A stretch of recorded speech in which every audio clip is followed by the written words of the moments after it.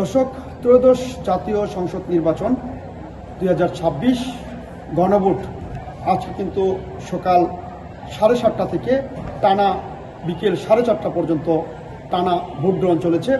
এই মুহূর্তে রয়েছি গাজীপুর 3 আসনের গাজীপুর ইউনিয়নের নগরহাওলা সরকারি প্রাথমিক বিদ্যালয় কেন্দ্রে 4:30টায় কিন্তু এই কেন্দ্রে ভোট গ্রহণ শেষ হয়েছে। আর ভোট গ্রহণ শেষ হওয়ার পর কিন্তু এখানে চলছে ভোট গণনার কাজ।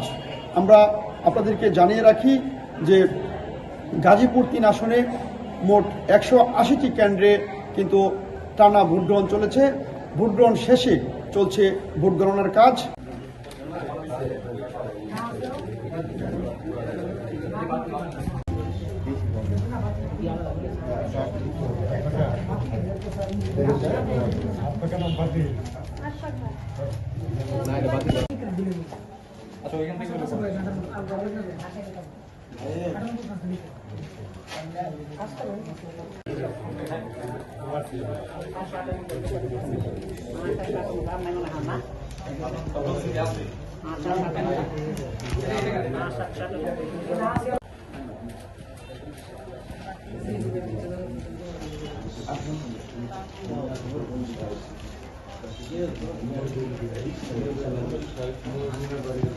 দর্শক, আপনাদেরকে জানিয়ে রাখি গাজীপুর 3 আসনে গাজীপুর ইউনিয়নের 4 নং ওয়ার্ডে নগরহাওলা সরকারি প্রাথমিক বিদ্যালয় কেন্দ্র থেকে আপনাদেরকে জানাতে চেষ্টা করছিলাম।